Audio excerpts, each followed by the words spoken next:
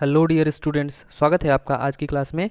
पिछली वीडियो में हम प्रश्नावली 1 के प्रश्नों को हल कर रहे थे और 1 से लेकर 4 तक के प्रश्न हल कर चुके हैं।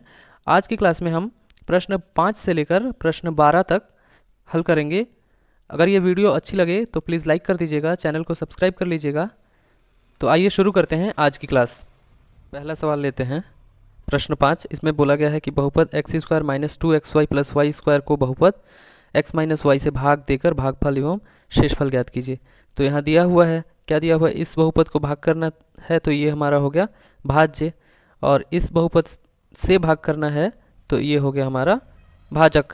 अब हम क्या करते हैं, अब भाग करने की विधि क्या है, भाज्य को लिखना है बीच में, मतलब x square minus 2xy plus y square. बाईं ओर लिखते हैं भाजक को x माइनस वाई और दाईं ओर लिखेंगे भागफल।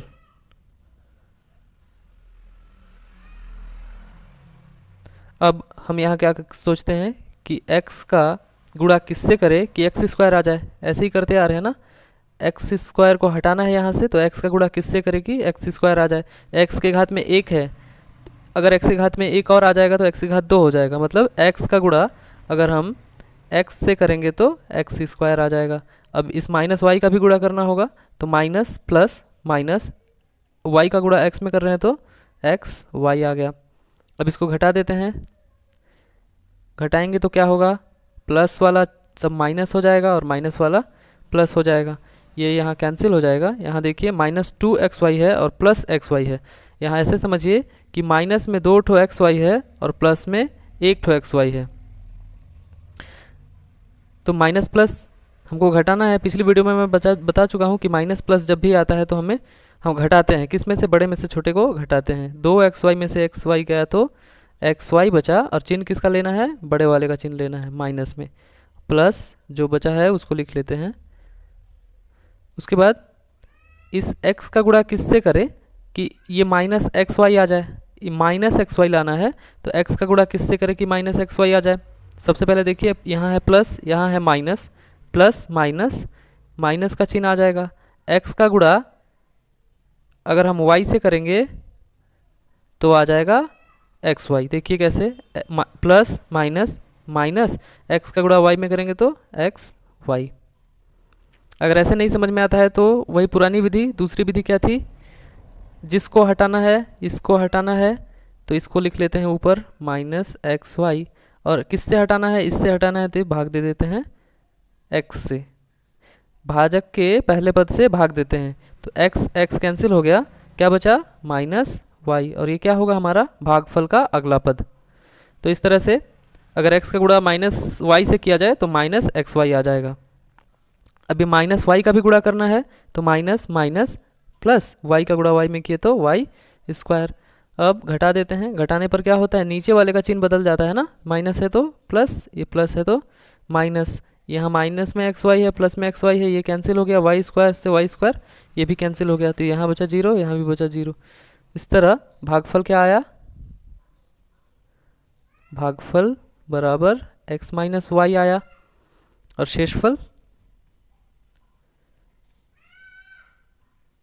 शेषफल बराबर 0। इस तरह से ये प्रश्न आपका सॉल्व हो जाएगा। अगला सवाल देखिए, प्रश्न 6 है। इसमें बोला गया है कि a को बहुपद a माइनस बी से भाग दीजिए। a को भाग देना है a माइनस बी से, तो सबसे पहले लिखेंगे हल, फिर दिया हुआ है, क्या दिया हुआ है, इसको भाग देना है ना, तो ये होगा हमारा भाज्य। जिसको भाग देते हैं वो होता है भाज्य, जिससे भाग देते हैं वो होता है भाजक। अब लिख लेते हैं, a को बीच में लिखेंगे, ये भाजक है तो इसको हम बाई ओर लिखेंगे और दाहिनी ओर लिखेंगे भागफल। अब a का गुणा किससे करें कि a आ जाए, यहाँ से a को हटाना है तो a का गुणा किससे करें कि a आ जाए, तो a पहले से है, अगर हम इसका गुणा 1 से कर देंगे तो a आ जाएगा, और इस माइनस b का भी गुणा करना पड़ेगा, तो माइनस प्लस माइनस और b का गुणा 1 में करेंगे तो b आ जाएगा। अब यहाँ घटा लेते हैं, घटाने पर ये प्लस था तो माइनस हो गया, ये माइनस है तो प्लस हो गया, प्लस माइनस कैंसिल हो गया, यहाँ बचा प्लस में b। इस तरह से क्वेश्चन सॉल्व हो गया। तो भागफल क्या आया, भागफल आया 1 और शेषफल आया b। अगला सवाल लेते हैं, प्रश्न 7। इसमें बोला गया है कि यदि भाजक बराबर 3x² माइनस 2x प्लस 2, भागफल बराबर x प्लस 1, शेषफल बराबर 3 है, तब भाज्य बताइए। तो जो चीज़ दिया हुआ है उसको लिख लेते हैं। हल दिया है, क्या क्या दिया हुआ है, भाजक दिया हुआ है, भागफल दिया हुआ है और शेषफल दिया हुआ है। और हम जानते हैं और ज्ञात करना है हमें भाज्य। तो हम जानते हैं, क्या जानते हैं कि भाज्य बराबर होता है भाजक गुणित भागफल प्लस शेषफल के। ये तो हम लोग पहले भी कर चुके हैं। ये फॉर्मूला कहाँ से आता है, ये एक फॉर्मूला है ना, इसको याद रखिएगा। ये कैसे आता है एक बार बता देता हूँ। इधर देखिए, मान लीजिए अगर मैं 13 को 3 से भाग देता हूँ, तो 3 का पहाड़ा कितना बार पढ़ूँ कि 13 या 13 से कम आ जाए। तो 3 का पहाड़ा अगर मैं 4 बार पढ़ूँ, 3 चौके 12, घटाएंगे तो बचेगा 1। और इस 13 को कितना लिखा जा सकता है, 13 को लिख सकते हैं हम, 13 को 3 गुणित 4, 3 चौको 12 और प्लस 1। 3 क्या है, 3 क्या है भाजक, 4 क्या है भागफल और 1 क्या है शेषफल। इस तरह से ये भाज्य बराबर आ गया भाजक गुणित भागफल धन शेषफल के, और यही हमारा सूत्र है।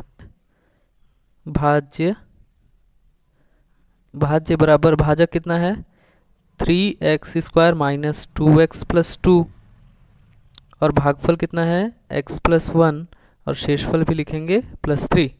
अब इन तीनों का गुणा इन दोनों में करना है, इन तीनों का गुणा इन दोनों में करना है। कैसे, अलग अलग लिख लेते हैं एक बार।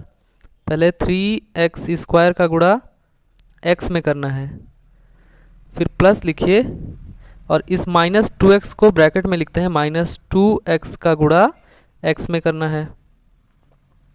फिर इस प्लस 2 का भी गुणा करना है, तो प्लस पहले लिख लीजिए, फिर 2 का गुणा करना है हमें x में। अलग अलग लिख लिए, इन तीनों का गुणा x से हो जाएगा, हो गया। अब इन तीनों का गुणा 1 से भी करना है, उसको भी लिखते हैं, प्लस 3x² का गुणा 1 से, फिर प्लस लिखिए, माइनस 2x को ब्रैकेट में लिख रहे हैं, माइनस 2x का गुणा 1 में, फिर प्लस 2 का गुणा 1 में, और जो बचा हुआ है उसको भी लिखेंगे प्लस 3। अब इसको सॉल्व करते हैं। 3x² का गुणा x में करेंगे तो 3x के घात 3 आएगा। यहाँ प्लस है बीच में, प्लस लिख लिए, माइनस 2x का गुणा x में करेंगे, माइनस प्लस माइनस आएगा, 2x का गुणा 2x का गुणा x से करेंगे तो 2x² आ जाएगा, फिर प्लस 2x, इसका गुणा करेंगे 1 में तो 3x² का गुणा 1 में करेंगे तो 3x² ही आएगा, और फिर से प्लस ब्रैकेट में लिखते हैं, माइनस है इसलिए ब्रैकेट में लिख रहे हैं, माइनस प्लस माइनस होगा, 2x का गुणा 1 में करेंगे तो 2x। यहाँ जो बचा है उसको भी लिखिए, 2 का गुणा 1 में करेंगे तो 2 और प्लस 3। अब एक बार अच्छे से लिख लेते हैं, एक बार अच्छे से लिख लेते हैं या फिर जोड़ देते हैं। 3x² का गुणा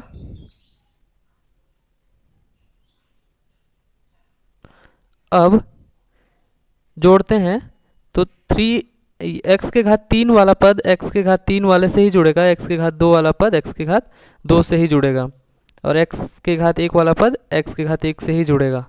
तो यहाँ पे 3 x के घात 3 वाला पद और कोई नहीं है, तो इसको लिख लेते हैं 3x के घात 3। यहाँ माइनस में 2x² है, प्लस में 3x² है, माइनस में 2 है, प्लस में 3 है, तो घटेगा तो एक प्लस में बचेगा, प्लस 3 सिर्फ x² बचेगा। यहाँ प्लस में 2x है, माइनस में 2x है, कैंसिल हो जाएगा, 0 हो जाएगा। ये प्लस में 2 है, प्लस में 3 है, तो प्लस में 5 आ गया, और यही होगा हमारा भाज्य। इस तरह से ये सॉल्व हो गया। अगला प्रश्न है 9। प्रश्न 8 को मैं नहीं लिया हूँ क्योंकि प्रश्न 8 ठीक प्रश्न 7 के जैसा है, तो उसको मैं आपके लिए छोड़ रहा हूँ, आप बना के देखिए। प्रश्न 9 में बोला गया है कि सिद्ध कीजिए कि बहुपद 4x³ plus 3x² plus 2x minus 9 को x माइनस 1 से भाग करने पर शेषफल शून्य आता है। तो यहाँ पे सबसे पहले लिख लेते हैं कि दिया है भाज्य, ये हमारा भाज्य है, ये हो गया भाज्य और भाजक x प्लस 1। अब हल करते हैं इसको। कैसे हल करेंगे? भाज्य को बीच में लिखेंगे 4x³ plus 3x² plus 2x minus 9। इधर होगा भाजक x माइनस 1, दाहिनी ओर लिखेंगे भागफल को। हमें शेषफल शून्य लाना है, तो x को किससे गुणा करें कि 4x³ आ जाए?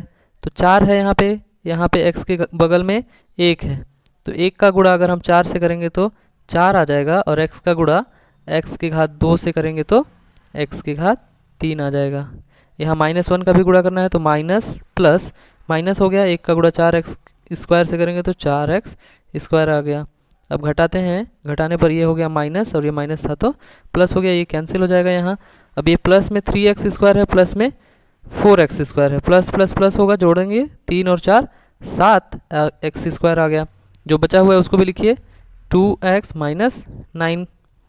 अब इस x का गुणा किससे करें कि 7x² आ जाए? x की घात में 1 है, यहाँ x की घात में 2 है, 1 का कमी हो रहा है, और यहाँ x के बगल में 1 है, तो 1 का गुणा हम 7 से करें तो 7 आ जाएगा, और x का गुणा x से करेंगे तो x² आ जाएगा। प्लस प्लस प्लस का चिन्ह आ गया यहाँ, 1 का गुणा 7 में किए तो 7 आया, और x का गुणा x में किए तो x² आ गया। -1 का भी गुणा करना है, तो -1 का गुणा प्लस 7x में करेंगे तो माइनस प्लस माइनस आएगा, 1 का गुणा 7x में किए तो 7x आ गया। अब घटाते हैं, घटाने पर ये हो गया माइनस और ये हो जाएगा प्लस, ये कैंसिल हो गया। प्लस में 2x प्लस में 7x कितना हो जाएगा? प्लस में 9x, और यहाँ बचा माइनस में 9। अब x का गुणा किस में करें कि 9x आ जाए? तो x का गुणा अगर हम 9 में करते हैं तो 9x आ जाएगा, और -1 का गुणा प्लस 9 में होगा तो माइनस प्लस, माइनस 1 का गुणा 9 में हुआ तो 9। अब यहाँ घटाएंगे तो घट जाएगा और नीचे बचेगा पूरा 0। ये माइनस था तो प्लस हुआ, माइनस प्लस 0 आ गया पूरा। इस तरह भागफल कितना मिला? भागफल बराबर 4x² प्लस 7x प्लस 9, और शेषफल बराबर 0। यही तो हमको सिद्ध करना था कि शेषफल 0 आता है। अगला प्रश्न, प्रश्न 11 लिया हूँ। प्रश्न 10 ठीक प्रश्न 9 के जैसा है, उसको आप बना के देखिए, बन जाएगा, बहुत आसान है। प्रश्न 11 में बोला गया है कि यदि किसी आयत का क्षेत्रफल 45x² प्लस 30x है तथा चौड़ाई 15x मीटर है, तब लंबाई क्या होगी? तो सबसे पहले तो लिख लेते हैं क्या क्या चीज़ दिया हुआ है, वो लिख लेते हैं। हल दिया है आयत का क्षेत्रफल बराबर 45x² प्लस 30x वर्ग मीटर, और चौड़ाई दिया हुआ है, चौड़ाई बराबर 15x। आयत क्या होता है? ये है आयत, इसमें ये वाला लंबाई और ये होता है चौड़ाई, और इसका क्षेत्रफल का क्या सूत्र है? आयत का क्षेत्रफल बराबर लंबाई गुणित चौड़ाई होता है ना। तो अगर हमें लंबाई निकालना है तो इस चौड़ाई को यहाँ से हटा देते हैं, ये गुणा में है, बराबर के इस पार आएगा तो भाग में आ जाएगा, तो क्या होगा? आयत का क्षेत्रफल, और ये चौड़ाई नीचे आ गया तो बटे चौड़ाई बराबर क्या बच गया इधर? लंबाई। तो अगर हमें लंबाई निकालना है तो क्या करना पड़ेगा? आयत के क्षेत्रफल में आयत के चौड़ाई से भाग करना है। तो इसी को लिख लेते हैं, अतः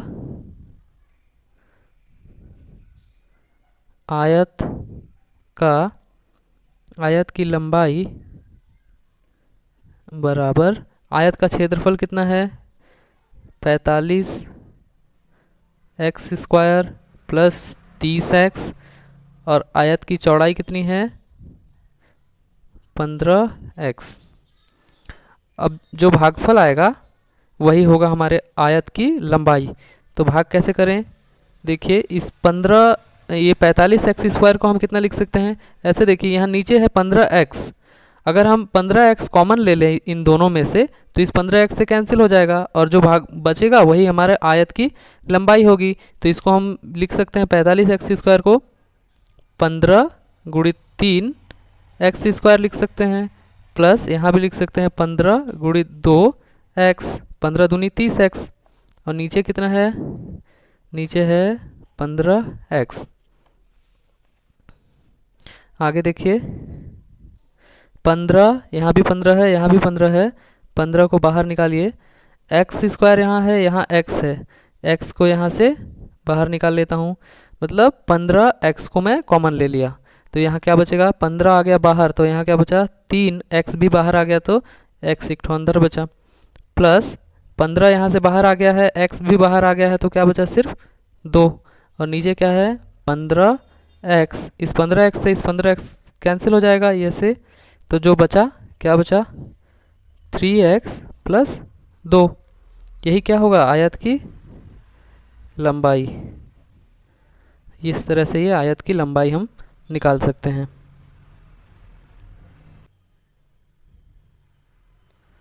प्रश्न 12 देखिए, इसमें बोला गया है कि 28x इकाई लंबाई का एक रेखाखंड AB है जिसे 2 बराबर भागों में बांटना है, तब प्रत्येक भाग की लंबाई क्या होगी।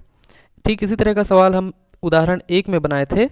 क्या करते हैं, मान लेते हैं AB एक रेखाखंड है जिसकी लंबाई दी हुई है 28x, इसको 2 बराबर भागों में बांटना है, तो C एक ऐसा बिंदु मान लेते हैं जो इसको 2 बराबर भागों में बांटे, एक भाग ये वाला AC और दूसरा भाग ये वाला CB, दोनों भाग बराबर हैं इसलिए AC बराबर होगा CB के। तो इसी चीज़ को लिख लेते हैं, हल माना C